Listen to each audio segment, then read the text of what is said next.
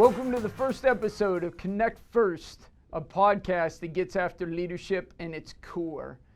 So I'm Command Sergeant Major Shawn Carns. I am the First Corps Command Sergeant Major and the host of this podcast. And I want to introduce my special guest because this is our first episode with our first guest. Very honored to have Command Sergeant Major Tony Powers. Hey, thank you, Sergeant Major. How you doing? And I'm Sergeant Major Powers from the Triple Nickel, the 555th Engineer Brigade here on JBLM, just providing engineer support to America's First Corps, Sergeant Major. And by the way, he does a great job at providing the support. Great engineer, Sergeant Major, and great teammate here within First Corps. And so today I want to talk a little bit about leadership.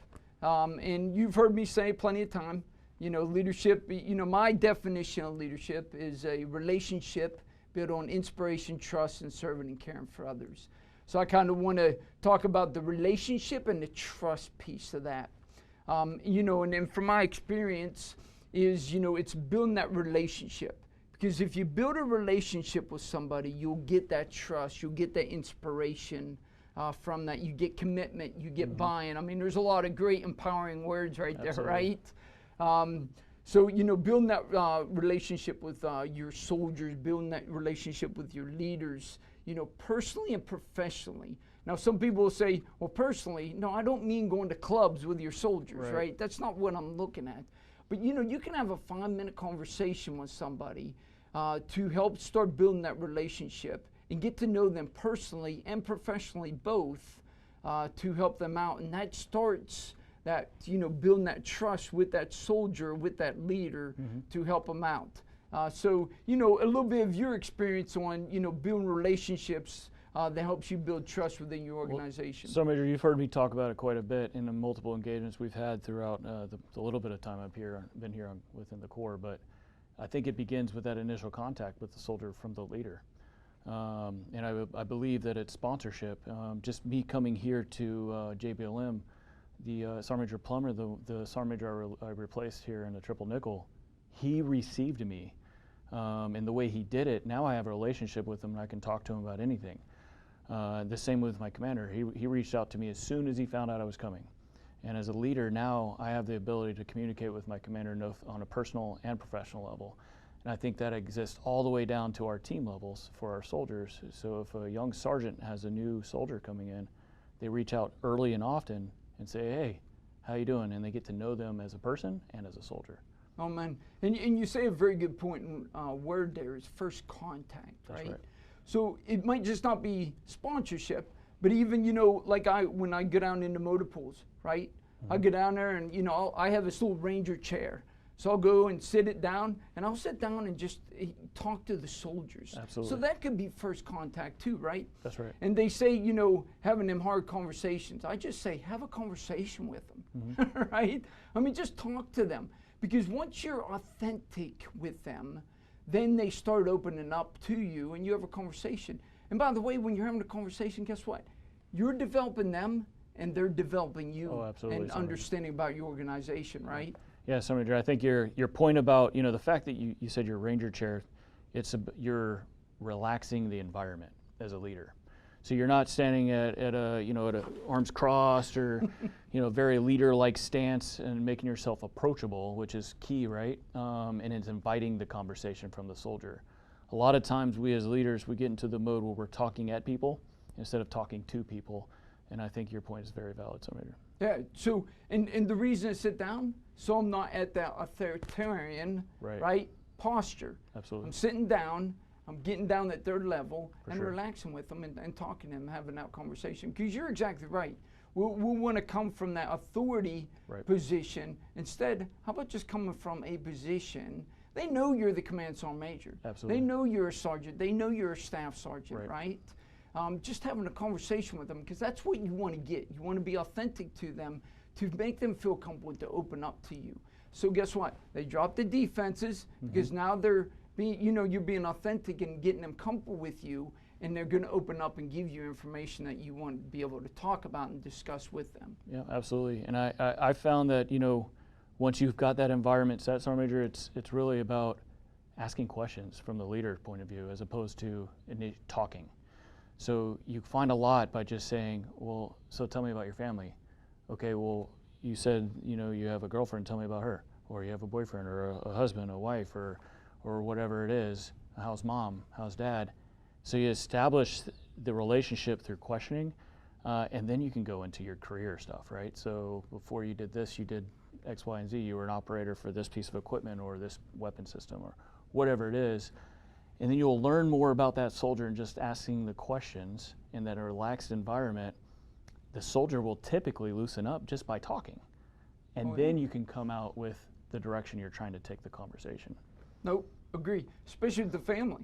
I mean, that's an easy one to start open up with and talk to them about their family and where they're from. What high school did they go to? Hobbies. I mean, you can keep going on hobbies. I mean, you can keep going on with the conversation, and you're spot on about the questions, right? Ask questions. Don't be afraid to ask questions. Continue to ask questions. Absolutely. The thing that we've got to get better at is, you know, they talked about this word active listening, but we don't hear what they're saying. We'll listen, but we're not hearing, because if you're hearing what they're saying, then you're not, I'm keep my mouth shut, right? Hear what they're saying. Don't be ready to answer. Instead, hear what they're saying to be able to ask a question off that to keep the conversation going. And I think that's kind of, you know, in the Army Sergeant Major, we're always very mission driven. Most of the times when I'm listening to something, whether it be a meeting or an informal conversation or formal, I'm already thinking about my response. And instead of sometimes I have to tell myself to like mentally be quiet and just listen and receive. And I think that actually works for me when I apply it. I admit that I do like let my mind crowd my thoughts. But I think that happens to soldiers at all leaders, all levels, all leaders at all levels. And once they're able to receive and actually truly hear what a soldier is saying, it'll help them identify with what the soldier is saying, which helps for the conversation. And then two, it'll help them create a sense of ownership and commitment to that soldier, you know, because as a leader, it's, you know, while we have a mission, which is a part of like the Army's definition of leadership, but we're also here to serve that leader to make sure that they can replace us later on. Oh man, especially the commitment part, right? And so just not the communication, but then think also about emotions, right? Right. Like someone does something bad and you get that phone call, you're automatically upset. Absolutely. Absolutely. Automatically. And so, you know, what do we want to do? We want to go and start chewing butt. And I've learned, I mean, it took me years to understand this, is to, hey, okay, calm yourself down. Don't send out an email, right? Don't pick up the phone. Get the emotions down. And then make the phone call, and talk to them in person, and why did this happen? Right? Because now I'm calm and I'm asking why, instead of just going in because I don't know the whole story. Besides what you might got from an email or a phone call, I don't know what's going on down there, so I ask why.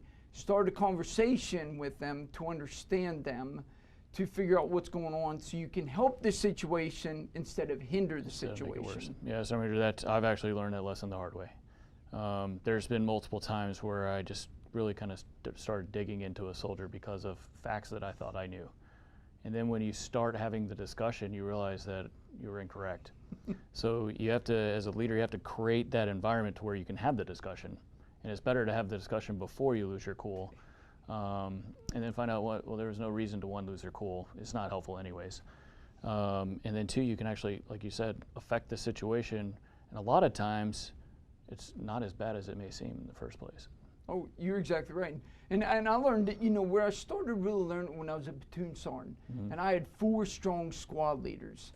And, you know, one of the soldiers jacked something up on the weekend, right? And so I just, you know, I called the squad leader, and it was a weekend, called him in and just started, and he was like, Sergeant, here's what happened, and here's how this happened, and what we're doing for the way ahead. And you're exactly right. I'm like, I'm an idiot, right? In the back of my head, I'm like, I'm an idiot. If I would, and that's why I started learning about, hey, let me ask the why question instead of, because there's always a why behind it in situations going on. Again, it goes back to that, hey, let the emotions out, right? and think about the why and calm yourself down to have that conversation with somebody. Oh, absolutely, absolutely. That's the same thing, similar to Sergeant Major. I want to say I might have been a platoon sergeant as well, but you know, I grew up very hot, corporal and sergeant. It was like this, and that's how I handled problems. And I want to say I was probably a staff sergeant when I started seeing bigger picture and realizing that, one, my soldiers had a lot of good input, whether it be mission related or, you know, getting the team together or whatever it is. And then I also learned that their problems are human problems, right? Soldiers don't just wake up and say, you know, I'm going to go do something pretty bad today. Usually it's life happened, and a leader just needs to hear that sometimes. And that doesn't necessarily mean that it's bad news. It could be for good news too. Sometimes you just need to listen to the good news instead of jump to the congratulations. Let them explain why it's important to them, and then you connect with that soldier. It makes things a lot better. Nope, you're exactly right. And I did that backwards on the connection piece. So I had this sergeant, he was my team leader, and he was older than me, right? And I'm like, I'm the squad leader, That's right? Right? And you know, I'm in charge, I don't care what you say, and everything like that, right? And it took me a few months. He actually invited me over to his house, right? Got the defensive down, Right. started having conversations, getting to know each other, and I look back, I'm like, I was a jerkball to him, right? To where if I'd have listened to some of his experiences since he was a little bit older, might not make rank as fast as I did, but listen to some of the experiences, what he went through could help me out and helped out the squad. Right. So I started again, learned about the trust, learned about the relationship and how important that was. Then I trust him, and I started empowering him to give him more authority than what I was giving him before, right, to help him out. Just him invite me over his house. So he did what I learned from him to invite people over to the house, break bread together, get the defensive down to be able to have that conversation and start trusting each other, building that relationship. Absolutely. And Sergeant Major, I would say, you know, I completely agree with everything you're saying. What I would say I think we struggle with at the junior levels, and I did as I just said, as a corporal, as a sergeant, and probably a little bit as a staff sergeant, is how do you let down your defenses or connect, not do both? Like, how do you maintain standards and discipline with your soldiers and achieve mission success and be connected to your soldiers? As a corporal, I thought my job was to smoke soldiers and to get things done. Exactly. I seriously thought that, so that's what I did, and people praised me for it, so I was like, okay, keep doing it, right? But it didn't work very well. When my soldiers weren't commitment versus compliance, they were complying all day long, of course. And I think it's the war. Our time in the war, so much time in combat, having to really get to know your people because you don't have anyone else. I think that helped me as a person. And I think right now, in a time outside of war, where our soldiers don't connect with their leaders or leaders with their soldiers, I think they struggle with disciplinarian, coach, teach, mentor, connect. And I think that, you know, it's us teaching them how to do so through things like this and other engagements, but it's how do we get our junior NCOs to understand that it's okay to connect, and that still makes you effective as a leader, even including disciplinarian. Agree. And I think, you know, having that relationship with somebody, that when you have the relationship with somebody, that soldier knows when he or she did something wrong. Absolutely. Right? Because they're committed. Oh man, because they're committed. Right. So I don't need to be the disciplinarian. Right. I can have a conversation with them to help develop them through that situation. Right. Right? Again, we want them to fail, right? And then, you know, we pick them up, That's right. dust them off a little bit, and point them in the right direction. Again, I was the same way, right?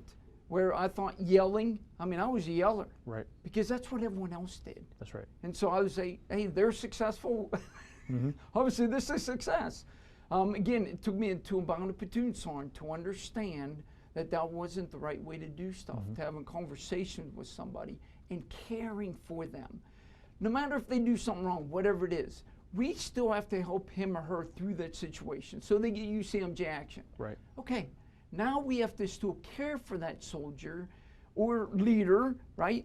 And point them in the right direction, help them overcome what they just got in trouble for. And Sergeant Major, I would actually say that it's that's the time that you need to be more engaged as a leader, is when a subordinate is dealing with something life or Army related in a negative fashion. UCMJ, chapters, divorce, many, many life things that go on, and that's when the leader really has to engage. Some folks get in trouble in the Army and they're dismissed. That's the wrong answer. That is wrong, because when they're a human being, period. There's life after the Army, and quite frankly, a lot of people bounce back from UCMJ or other things, and they become better soldiers because, like you said, we learn from our failures. If we're successful at everything, we'll never learn, right? And I think it's very, very valid to talk that, hey, when your soldiers are going through hard times, that's the most important time to engage, even if you think they were like ridiculous out of line for whatever thing is that happened in their life. That means you're needed more than when you needed them to go do this thing. Agree 100% with you. Because and you heard me say this before, someone getting chapped out of the military, we still have to help him or her through that process. That's right. To help them be successful at their next career, at their next adventure, Absolutely. right? Maybe the Army was just not for them. Right. Go out in the civilian population, people jump 3 to 5 jobs in a year, right? Right. Maybe the Army was just not the career for that person. Right. So let's help him or her find the career in the civilian population that's going to be for them, right? Right. Again, we got to connect with them, understand. Simply having conversations Absolutely. with people that, I found out that, hey, they want to stay at JBLM, right? Because they have family here. Or, hey, I want to go to 25th ID because I have family. Or I want to go to Fort Carson, Colorado. Well, and that was like having a 5-minute conversation. Right. And simply, if you're able to get him or her to Fort Carson, him or her to stay here at JBLM or go to 25th, That's wow, a win. that's powerful. Right. Exactly. Then your retention is going to skyrocket. That's right. That guaranteed that soldier, that leader is going to stay in the military because we helped him or her out. Absolutely. And a lot of times that happens, Sergeant Major, and a soldier gets out of the Army with a bad taste in their mouth. Well, that soldier is an ambassador for the Army, in the Army or not, regardless of how they left the Army, whether it was on good terms or bad. If a leader takes care of that soldier getting out of the Army, they'll probably be a good ambassador for the Army. We need more soldiers. Like, you and I are going to leave one day, and we're going to need somebody to come take our spot. So, and it's just that those connections last. I still talk to my old platoon when I was a platoon sergeant. We talk all the time. We're on Facebook and all kinds of things, and those connections matter. There's been probably times where I made them mad because I chewed them out for whatever, but the fact that we were connected as a team, as a family, we still stay connected, and every one of us love each other like we're brothers. Oh man, and that's powerful, right? Absolutely. Especially when we have all the social media platforms nowadays too, to stay connected. That's right. Right? That's right. And I'm all about getting on there and staying connected with people. Now some people say, hey, I don't have a Facebook page. I'm all about having Facebook, Twitter, right? It's about how you use it to stay connected with people, right? That's the key. It's about connection and helping each other out. You're absolutely right. I'm not good at Facebook and Twitter, but I am on Instagram. And I learned in my last job that connecting with soldiers, you need to connect how the soldiers communicate. You and I will drive across post to talk to you or anyone in your team if I need something, as opposed to call, an email, or an Instagram post, because that's the way we were raised to communicate. I do it with your staff all the time. I drive all the way across post, from North Fort to main post, just to go talk to Sergeant Major King or someone on the staff, because that's effective for me. But our soldiers don't communicate as easily. That's not true for all, but it is true for general. They're on Instagram, they're on Twitter, they're on TikTok. We can't do TikTok, but they're on TikTok, and they communicate, and their attention span is dedicated to videos. And I say I watch those videos too, and I'm in my 40s, Sergeant Major, so it's very captive to see a quick video, read a quick post, and now I understand the message. And I think that those social media platforms are very powerful, and our leaders could seriously take advantage of them to help get their messages across, to influence folks to do the right thing, whatever it is we're trying to do. And sometimes the truth is in the comments. If you read the comments, that's usually where the truth is. Oh yes. No, you're exactly right. The challenge that we have, as I see it, is we going back to the emotions, guess Right. what? We do the text, right? We do the email when our emotions are high. Right. And then guess what? Then people are reading that and taking it out of context because Correct. you sent it out that way, but you are not the one reading it. Right. Right? Instead, we send Absolutely. it out because my emotions are high, and then they take it wrong and obviously post on WTF, whatever. Then we're using the platforms wrong. Correct. Instead of letting the emotions down, then pick up the phone instead and calling people, or doing the text but in an unemotional way. Oh, absolutely. So then they take it not out of context. You're 100% right, Sergeant Major, and I think that message is loud and clear. You never text, email, tweet, IG, whatever it's called, message, Facebook message, nothing when you're angry, because it doesn't work. Nothing is going to be good about that. You need to maybe type it out and delete it, find out the rest of the story, and then respond verbally if possible. Anything done over social media should not be negative in nature. It won't work. Agree. No. And then, as you were saying about the post, right? And soldiers read that. What we need to help them through, because then they take that's the truth. Right. When most of the time it's only part of the truth, i.e., True. somebody will post in there and it's part what doctrine says. Right. Then what I do is when they come to me and say something about, hey, this is da-da-da-da, I said, oh, really? Well, let's look in doctrine and Right. read it all. Absolutely. Instead of just a piece that someone tweeted you Right. saying this is what doctrine says. Oh, that's what doctrine says, but you got to read the rest of it to understand it. Absolutely, Sergeant Right? Major. And then that's when you're building a relationship, you're developing them, and they're like, hey, Sergeant cares for me, right? And it builds trust. Builds trust, right? Right, absolutely. Commitment, buy-in. Absolutely. I mean, that stuff's powerful. Yep. As long as we talking to them and helping them through that and showing them to get better. Right, and Sergeant Major, you're absolutely right. If I think back to my career and I think about the soldiers that I'm still connected with, or folks that got out of the Army that I'm connected with, I've never had anyone come back to me and say, hey, I really appreciate you chewing my ass and being a hard ass, right? However, I do have a lot of soldiers, most of them leaders now, or prior service, soldiers for life, that have said, hey, I appreciated that time that you did whatever. And sometimes I'm like, did I do that? But what it was is just a connection. And I have those leaders too. I've had, my first squad leader, that guy took a personal, he was personally invested into me and the other members of the squad. And look at me now, I'm a command sergeant major. Very successful. It worked because he built my foundation, and I think that's key, is connect with your soldiers now. So one day they're gonna be someone, whether it be in the civilian sector or in the Army, it doesn't matter. They're gonna be someone. Hopefully you're part of that solution and not part of the problem that holds them back from that. Oh man, so my first team leader / squad leader, because he's my team leader first, then became squad leader, Sergeant Johnson, took a vested interest in me, and you're exactly right. So we did a 25-mile foot march, and 25-mile foot march just suck, right? And there was fallouts. I mean, there was, at the 82nd, the 82nd, a lot of fallouts. And there was like 5 of us who made it out of the platoon. Right. 5 of us, and I was one of them. PFC, well, I was specialist Carns at the time. And so, we get back, we're cleaning up everything like that, and Sergeant Johnson calls me to his room. And you know the deal whenever you're like, okay, what'd I do wrong? Again, automatically negative things in my head, right? What'd I do wrong? What'd I do wrong, right? Go in there, and he was like, hey, I just wanted to, counsel you. I'm like, then my negative was really up. I'm like, okay, what'd I do wrong? Right. And he was like, hey, I just want to counsel you. You did a great job today. He actually counseled me positively. He's like, hey, you did a great job today. You're one of the 5 who made the 25-mile foot march. Great job, we appreciate it. And I was like, that was the first time I ever understood about that counseling can be positive. Right. And I think all counseling can be positive, but we automatically put in our head it's going to be negative. Right. When you say event-oriented, everybody thinks negative counseling. Matter of fact, I didn't even know it was called event-oriented until I think, PLDC.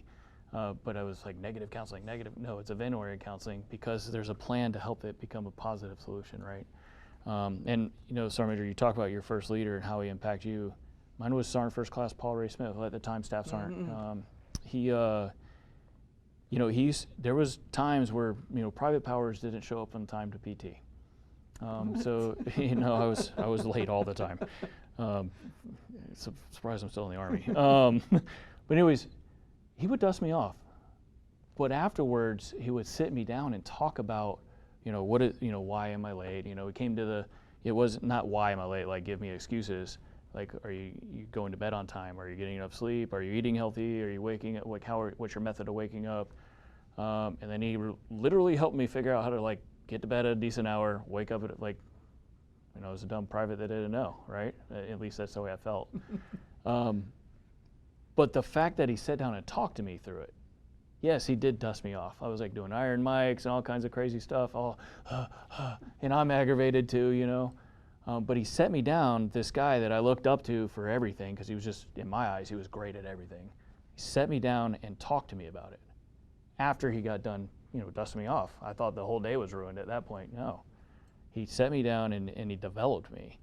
And then there's many other things, but that foundational, that trust that he built with me in those small instances, that now later on, 23 years later, I still use things that Staff Sergeant Paul Ray Smith taught me because of situations like that. Oh man, and so that's what a lot of leaders need to understand. Where do we get most of our leadership from is experience. That's right. Or watching people, right? Just like Sergeant Johnson, Staff Sergeant Sarnowski, Sergeant First Class Frias, Sergeant First Class Overby, right? I mean, exactly like you remember your intuits. I remember the ones who mentored me and helped me through, getting to me to where the position I am now, right? The first time I did CQ, Staff Sergeant Sarnowski was in there with me all night long, helping me through, figure out how to be a CQ, right? And then next time, come in every once in a while, inspect what he expected. Hey, are you doing what I taught you? Right. And then the third time he took the training wheels off and let me run with the ball, right? I remember that stuff. That was, a leader, building the relationship with, but caring for me and developing me to become the CQ and the leader that I need to be while on CQ. Yeah. And I think there's a little bit of, as leaders, you said it earlier, we also learn from our soldiers. I have some soldiers that I've led that I actually have helped my foundation as a leader. And I think that's especially true when we talk about officer development. Our NCOs that are in our formations right now are developing officers. If you talk to any grade officer, they don't talk about their CSMs or their first sergeants, they talk about their platoon sergeants, squad leaders. I had this great squad leader that was in first squad in my platoon, and he was amazing, and I learned all these things from him. Or my platoon sergeant taught me all these things. And we're talking about full bird colonels and general officers. That means that their foundation was set by a sergeant. And now they're amazing because of those basic things. So I think we're talking about junior enlisted soldiers, are the soldiers that we lead, or officers that we influence. They influence us as well. Oh, agree. I think, again, it's about going down and having a conversation with them. Right. I mean, absolutely. shoot, they're developing me as much as I'm developing them. Absolutely. And the interesting piece about it is they don't even know that. Nope. No clue, Sergeant. They think we're having, a conversation, which that's what we're doing, but at the same time, there's development going on there, right? Informal development that they don't even understand. So I agree with you 100% on the platoon sergeant thing and how powerful that they don't understand how powerful they are, just not with their formation of soldiers and leaders, but also with that newly given to them lieutenant. That's right. Right? And how much example that they were setting for them, for the future of them. General Brunson talks about his platoon sergeant all the time. That's right. Wow, he's a 3-star general. He's had several sergeants major and first sergeants, and he's talking about his platoon sergeant, right? Exactly. That's impressive. I know. Yeah, no, Sergeant Major. Your point about learning from our subordinates, it happens all the time. I mean, last week I was talking to one of my mass sergeants who will be a sergeant major any day now, and he was, going through some things, and just the way he did it, and I was like, just the way he carried himself with certain things and how professional he was. That is not how I am in the situation that we were in this moment. But take notes. It's still happening today, and it'll continue to happen through our careers. So it's just, do NCOs understand that they feel like you're in this position where you've arrived, right? And we don't want that. We don't want to arrive. We don't want to arrive like, look at me, I'm the corporal, or I'm the sergeant, or I'm the first sergeant, sergeant major, or whatever. You want to become a part of a team that's a part of the solution where you're actively learning from those you lead and from those that lead you, right? And then doing that, you'll connect. And that's, trust, right? Cohesive teams are built on trust. And that's Exactly. that's what all the Army wants. Cohesive teams built on trust. But it goes back to your initial point about sponsorship and receiving them, right? I mean, that's where everything kind of starts in my impression of a unit. How I am received, and then how am I integrated. Absolutely. Very, very powerful. And we're getting better at it, but we've got to get better at it and, change some of the stuff so we receive them and understanding that's their first impression of a unit, whether a leader coming here or even a private straight out of AIT, right? First impression. So we have to give them the right impression, saying, hey, this is a great unit, right? Absolutely. Because you probably have heard it plenty of times. People leaving different units are like, I love JBLM, right? Because they received me. They'll remember that, how they received and were integrated into a unit. Absolutely. First impressions are lasting, Sergeant Major, and that's, you hear it a lot, but it's true. It's absolutely true. And I think it goes for the soldiers and the families, whether that be, spouses and children or moms and dads and brothers and sisters.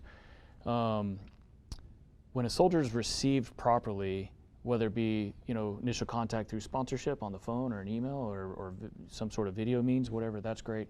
It makes you feel welcome. But then you arrive, and then you go through that onboarding process. And there's something that I think the Army got away from. I actually had an NCO tell me not too long ago. I was telling them to work on their reception and integration counseling. And they're like, Sergeant Major, you mean initial counseling? I'm like, no. Those are two separate counselings. And they're like, no, it's not. Well, it is. If you read the ATP that it defines counseling, right. it is one of the event-oriented counselings is the reception and integration counseling. And it doesn't need to be a robotic typed out thing that says, here's where H2F office is, or EBH is here, and chaplain's office is here, and first sergeant's here, and whatever. It doesn't have to be that. It could be bullets, and let's go take a walk. And while we're doing that, let's get to know each other, right? That's powerful. And so you go back to, we have doctrine. It's a guideline, right? As you were saying, the counseling doctrine, ATP 6-22.1. And it gives the, what you should have in the reception and integration counseling. That's in it. A guideline. And it took me years to understand this. Again, I used to use that. But it goes back to, hey, don't speak from here, speak from here, right? And that goes including in your counseling. Put in there what you think that soldier needs to help start building that cohesive team. That's right. Right? Absolutely. Again, I think you bring up a great TTP is, hey, just let's talk about things. Let's walk around here. Let me go show you where your company is, where the H2F facility is. Let me drive you around and show you where some of these programs are at. Absolutely. Wow. That's powerful. Tell me that's not powerful. It's powerful, right, Sergeant Major? I mean, and then, we talk about sponsorship before that, is nobody is going to be upset with like, hey, how you doing? I'm Sergeant Powers, I'm your squad leader. You're about to join the best squad in the Army. We're so excited to have you. Hey, tell me about your family. And in that initial conversation, the soldier is going to get off the phone and like, Mom, I just talked to my squad leader. It was really weird. I didn't expect that. And now they're excited about going somewhere, because even now, even when I PCS here, I've been there already 23 years, I'm still a little like, hey, how things work at JBLM, I'm a little nervous as you get into it. But the soldier will arrive, whether it's their first duty, second duty station, doesn't matter, feeling welcome. And they're going to hit the ground and be like, hey, Sergeant, I'm here. What do I need to do? He's like, oh, too easy. I'll meet you over at wherever, and we'll go do these things or whatever. I'll take you to the reception integration center or whatever it is, right? It's making them feel a part of the team. Because once you're welcome, then you're willing to do whatever is needed. Because you're on the team. You're committed now. Now it's not like, oh man, 0-6 because somebody lost a thing. Now we're doing a 0-5 formation, 0-6 formation instead of 6-30. It's hey, there must be a good reason the sergeant said to be in a 0-6, and hopefully he tells me why. But I'm coming in because I'm committed to my team, right? No, and so it goes. As we talked about, most people when they're going to their first unit, whether EIT or even a leader coming here for the first time, right? It's like the first day in kindergarten, right? You're anxious. You've heard stories, right? Some bad, some good. What do you believe, right? And so that phone call would be very, very powerful and help out. Hey, my squad leader just talked. Okay, now we've changed probably a negative thought to a positive thought. That's right. Now they're like, okay, I want to do everything I can for this squad leader. That's right. Because he or she reached out to me and talked to me. And the squad leader is displaying, hey, I'm going to do whatever I can to make sure you're successful. So it's a commitment from both. It's a contract between the soldier and the leader. That's what it is. It doesn't even have to be said. It's just known because our actions speak louder than our words. I think it's absolutely one of the most important things we do is receive our people. And then it bleeds into everything else. Exactly. Hey, I really appreciate this discussion with you. Talking about leadership and, able to provide our audience information and experience from us to help out future leaders or even leaders now to continue better. So I appreciate this discussion with you today on the first podcast. Thank you very much for everything. It's a huge honor. And I appreciate it. Thank you very much. Thanks for tuning in to Connect First podcast, where we discuss leadership at its core.